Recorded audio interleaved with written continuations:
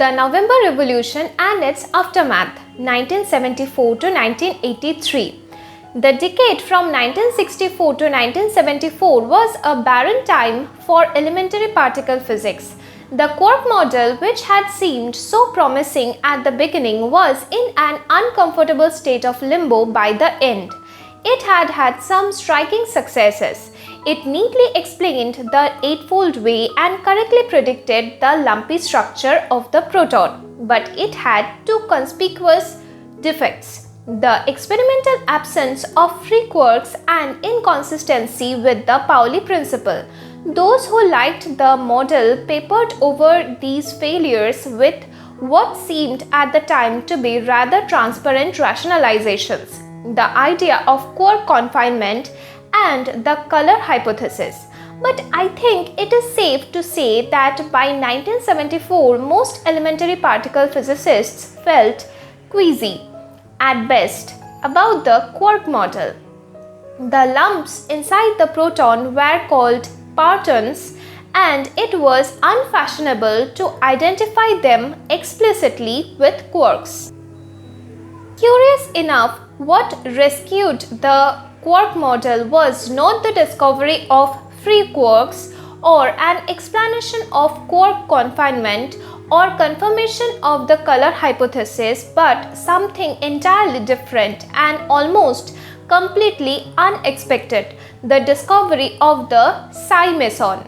The psi was first observed at Brookhaven by a group under C.C. Ting in the summer of 1974. But Ting wanted to check his results before announcing them publicly, and the discovery remained an astonishingly well-kept secret until the weekend of November 10 to 11, when the new particle was discovered independently by Barton Richter's group at SLSE. The two teams then published simultaneously, Ting naming the particle J and Richter calling it psi. The J or psi was an electrically neutral, extremely heavy meson, more than 3 times the weight of a proton. The original notion that mesons are middleweight and baryons heavyweight had long since gone by the boards. But what made this particle so unusual was its extraordinarily long lifetime. For the psi lasted fully 10 to the power minus 20 seconds before disintegrating.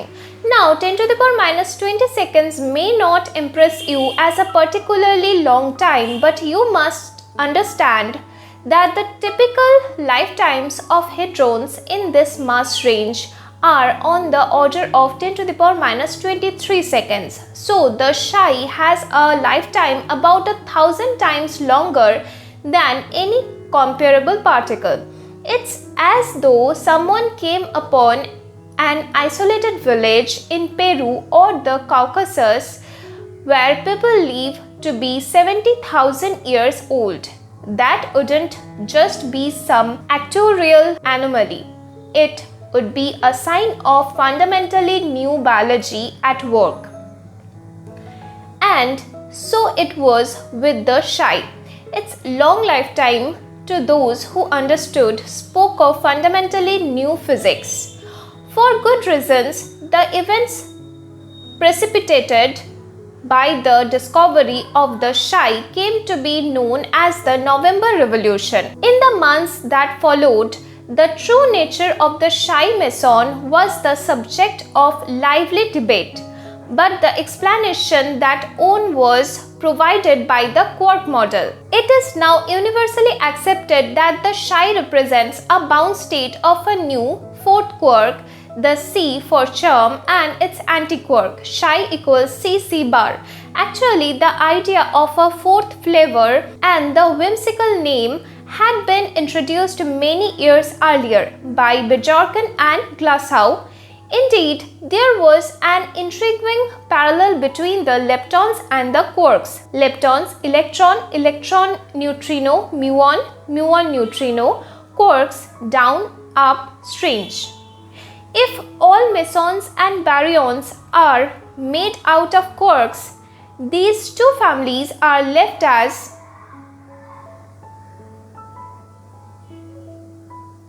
the truly fundamental particles. But why 4 leptons and only 3 quarks? Wouldn't it be nicer if there were 4 of each? Later, Glashow, Iliopoulos and Mayani offered more compelling technical reasons for wanting a 4th quark. But the simple idea of a parallel between quarks and leptons is another of those far-fetched speculations that turned out to have more substance than their authors could have imagined. So when the Psi was discovered, the quark model was ready and waiting with an explanation. Moreover, it was an explanation pregnant with implications. For if a 4th quark exists, there should be all kinds of new baryons and mesons carrying various amounts of charm. Some of these are shown in figure 1.13.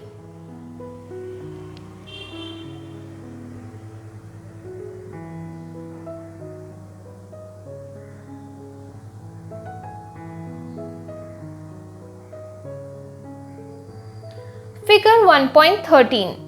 Supermultiplets constructed with 4 quarks from quarks with color and flavor by S. Glashow, copyright October 1975 by Scientific American.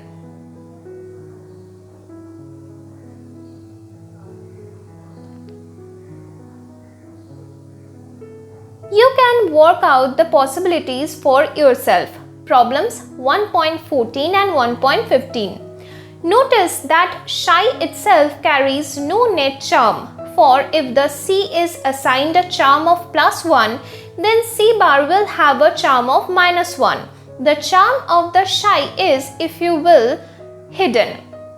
To confirm the charm hypothesis, it was important to produce a particle with naked or bare charm. The first evidence for charmed baryons, lambda C positive equal UDC and possibly sigma C++ equal UUC, appeared already in 1975, figure 1.14. The first charmed mesons D0 equals Cu bar and D plus equals Cd bar were found in 1976, and the charmed strange meson F plus equals Cs bar in 1977.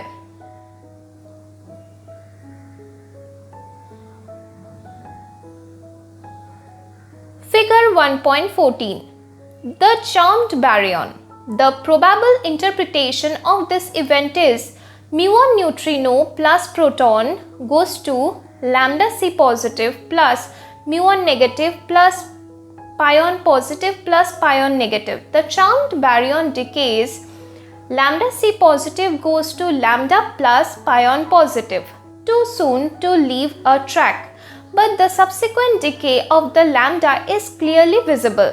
Photocourtesy of N.P. Samios, Brookhaven National Laboratory.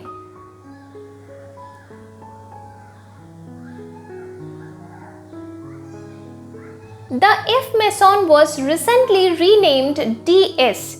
There is also some evidence for USC and SSC. With these discoveries, the interpretation of the Psi as CC bar was established beyond reasonable doubt. More important, the quark model itself was put back on its feet. However, the story does not end there, for in 1975 a new lepton was discovered, spoiling Glashow's symmetry. This new particle, the tau, presumably has its own neutrino, so we are up to 6 leptons and only 4 quarks. But don't despair, because 2 years later a new heavy meson, the upsilon, was discovered and quickly recognized as the carrier of a 5th quark, B, for beauty or bottom, depending on your test. Upsilon equal BB bar. Immediately the search began for mesons and hadrons exhibiting naked beauty or bare beauty. I'm sorry, I didn't invent this terminology. In a way, its silliness is a reminder of how worried people were of taking the quark model seriously in the early days. The first beautiful baryon, lambda b equal UDB, may have been observed in 1981. The claim is hotly contested. The first beautiful mesons B0 equal BD bar and B minus equal BU bar were found in 1983. At this point, it doesn't take much imagination to predict that a sixth quark will eventually be found. It already has a name, T for truth of course, or top. If and when the T quark is discovered, there were some indications in the summer of 1984 that it may have been seen at CERN. Glasshouse symmetry will be restored with 6 leptons and 6 quarks, and there, knock on wood, the proliferation stops.